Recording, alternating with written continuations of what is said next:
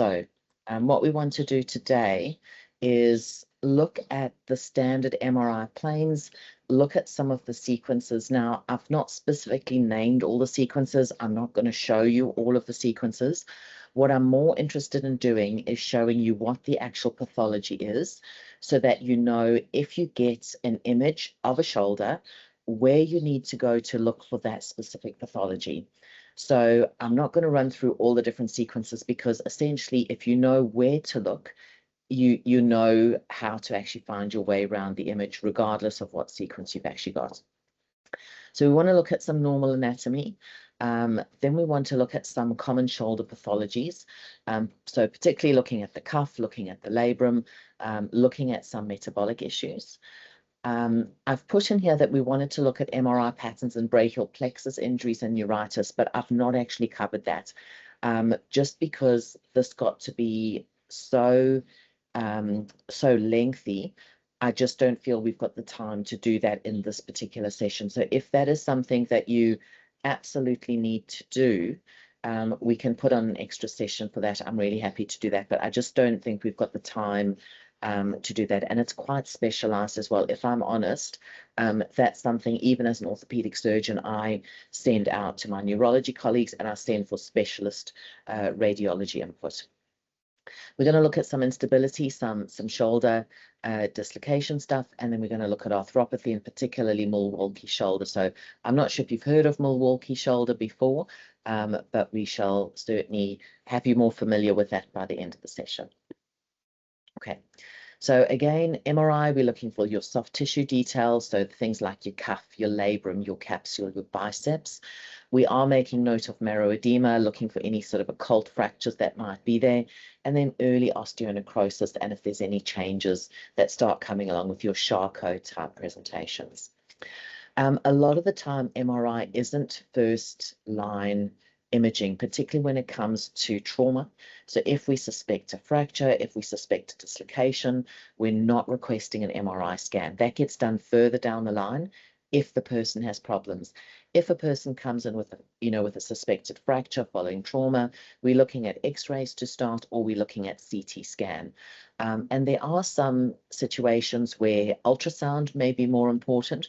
So sometimes we do imaging and it's not very clear what the diagnosis is.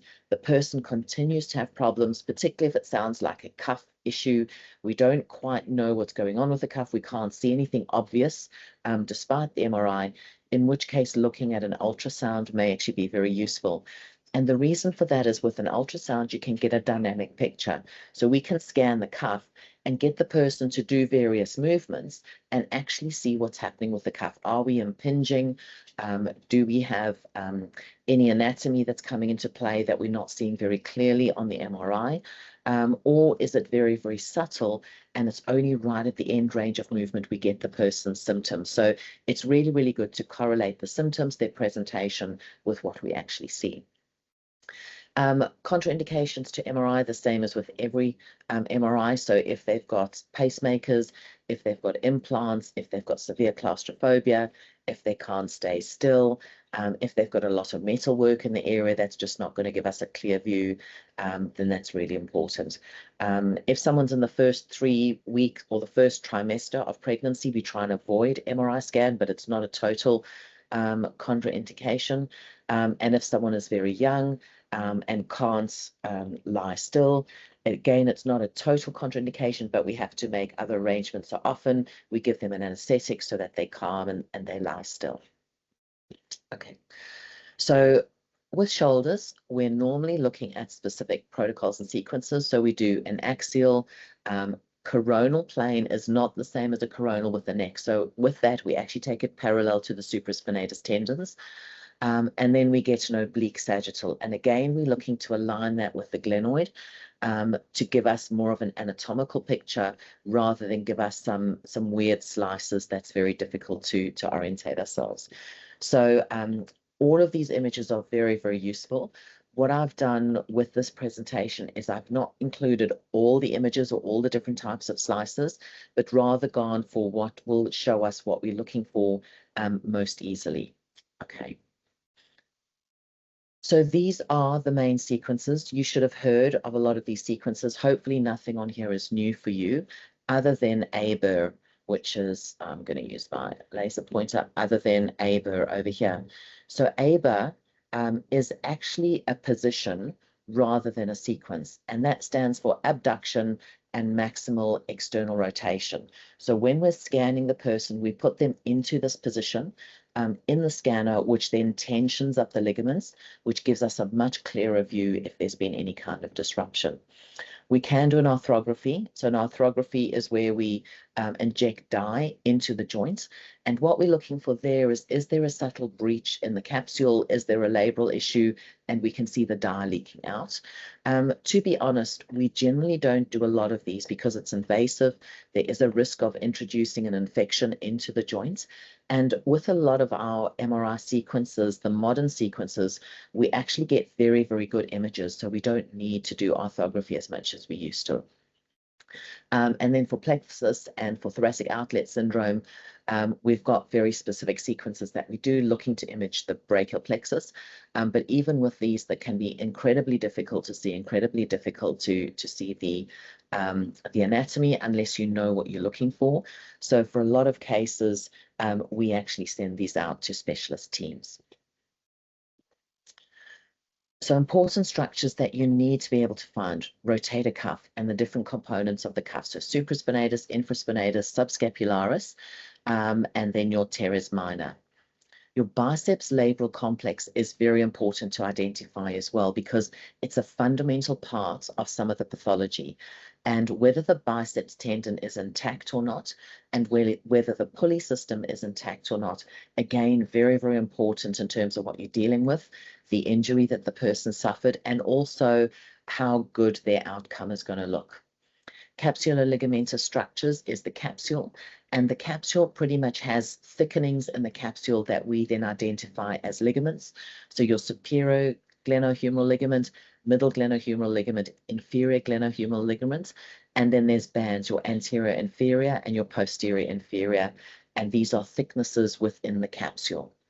Your labrum is there to deepen the glenoid, to provide a little bit of suction pressure and to guide the humeral head. But there are various little anatomical differences that we get that we need to be aware of, particularly the Buford complex, which I'm going to give you a little bit of information of. And then we've got our bursa, and bursa are important. So bursa are pretty much double layer folds of sort of a fibrous tissue that help with lubrication. They've got a little bit of fluid in between. And these helps the ligaments run smoothly over various structures, helps the muscles work together, and again, detensions, defrictions a lot of the structures.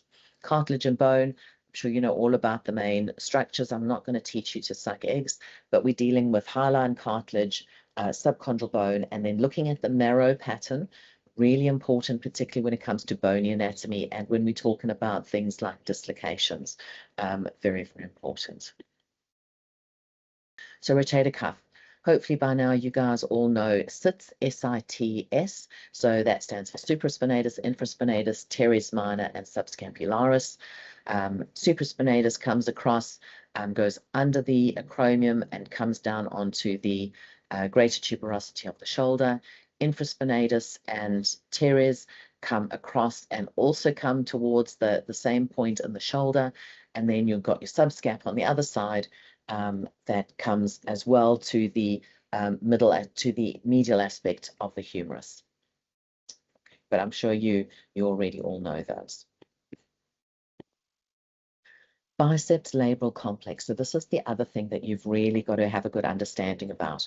So your long head of your biceps comes up from the biceps, goes underneath this little tunnel, which is the what we call the pulley, goes under the tunnel, comes across the top of the shoulder, is very closely related with the supraspinatus tendon, and then inserts onto the labrum. So when we talk about a slap tear, this is actually a labral pathology, but it's very important because it's very often where the biceps tendon attaches to the labrum. And you can see it here, the long head of the biceps comes up, goes through this pulley, is very closely associated with the supraspinatus tendon, which is here, and then dives down to join onto the labrum. Okay, so very important that you remember that, because we're going to come back to that with some of our scans. And then capsulo-ligamentous structures, we've got the thickening of the capsule, which is where we then get our superior glenohumeral ligaments, our middle glenohumeral ligaments, and our inferior glenohumeral ligaments. And then we get the spiral glenohumeral ligament that comes down here. Anterior inferior band and posterior inferior humeral band, which is front and back. And again, this is how the capsule just thickens. So superior glenohumeral ligaments, middle glenohumeral ligaments, and then inferior glenohumeral ligaments. So these are not ligaments like you would see in other joints, which are very discrete, separate structures. If you look at this on a scope, it's pretty much just one big capsule with these thick areas, these really, really thick areas that are in there. So not quite the discrete, separate structures that you see in other body parts. And then we've got our labrum. So the actual glenoid is like a pear shape. We've got our labrum that goes around the edge. This is our biceps tendon that comes in, that then becomes confluent with the labrum at the top, sort of at 12 o'clock. We've got our various parts of our capsular ligaments that join on. And when we talk about the glenoid, we refer to it as the faces of a clock. So if you hear us talking about 1 o'clock, 2 o'clock, 3 o'clock, this is what we're referring to in terms of our structure. Okay. Does anyone have any questions about this?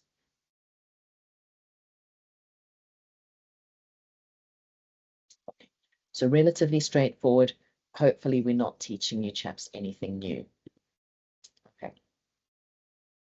The acromioclavicular joint and the acromion, really, really important. So particularly when it comes to cuff and cuff injuries and cuff tears, we always look to the acromion.